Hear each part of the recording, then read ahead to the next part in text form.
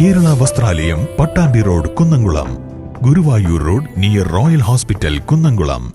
അണികളിൽ ആവേശം പടർത്തി ചേലക്കര LDF സ്ഥാനാർത്ഥി UR പ്രദീപ് MLAയുടെ റോഡ് ഷോ. സംസ്ഥാനത്തെ തുടർഭരണം ഉണ്ടാകുമെന്നും ചേലക്കരയിൽ മികച്ച ഭൂരിപക്ഷത്തിൽ വിജയിക്കുമെന്നും അദ്ദേഹം പറഞ്ഞു.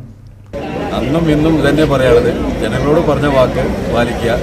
ഇനി ഞങ്ങൾ മുമ്പോട്ട് വയ്ക്കാൻ പോകുന്ന വാക്കും ശക്തമായി അധികാരത്തിൽ വന്നതിൽ ജയിച്ചു കഴിഞ്ഞാൽ അത് ചെയ്യുക എന്ന് മാത്രമാണ് ഇടതുപക്ഷ ജനാധിപത്യ മുന്നണിയുടെ സ്ഥാനാർത്ഥി നിലയ്ക്ക് പറയാനുള്ളത്. ഇതുവരെ ചെയ്ത പ്രവർത്തനങ്ങൾ വോട്ടായി മാറുന്നു വിശ്വസിക്കുന്നു. ഇതുവരെ ചെയ്ത പ്രവർത്തനം എങ്ങനെ വിലയിരുത്തുന്നു? അത് വോട്ടായി മാറുന്നു? വോട്ട് ആവോ ഇല്ലേ എന്നിട്ടില്ല, കൊടുത്ത വാക്ക് വളരെ കൃത്യമായി പാലിക്കുക എന്നുള്ള ആത്മവിശ്വാസമുണ്ട്. അത് ജനങ്ങൾ വിലയിരുത്തട്ടെ. അത് എന്താ വേണ്ടത്? ജനങ്ങളോട് എന്താണ് പറയാനുള്ളത്? ഈ വരുന്ന അടുത്ത ഇതിലേക്ക്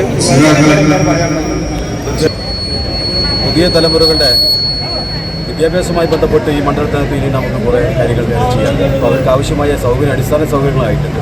കുട്ടികൾക്ക് കൂടുതൽ പുതിയ കാലഘട്ടത്തിനനുസരിച്ച് പഠിക്കാനും അവർക്ക് വളരാൻ വേണ്ടിയുള്ള സാഹചര്യം ഇവിടെ തന്നെ ഒരുക്കണമെന്ന്.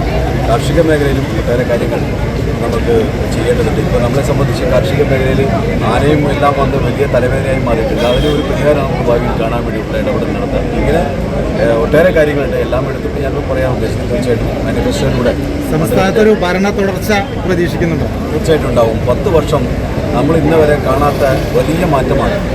ഒട്ടേറെ പുരസ്കാരങ്ങൾ വാങ്ങിച്ചു. ഇതെല്ലാം താഴെത്തട്ടിൽ നല്ല പോലെ ക്ഷേമകാര്യവും വികസന കാര്യങ്ങളും അടിസ്ഥാന സൗകര്യങ്ങളും എല്ലാം നല്ലപോലെ ചെയ്തതിൻ്റെ ഭാഗമായി സംസ്ഥാനത്ത് തേടിയെത്തിയ പുരസ്കാരങ്ങളെല്ലാം. അപ്പോൾ അടിത്തട്ടിൽ നല്ലപോലെ കഴിഞ്ഞ 10 വർഷം നിർത്തിപ്പോയ പദ്ധതികൾ വരെ നടപ്പിലാക്കി മാതൃക കാണിച്ചത് സർക്കാരാണ്.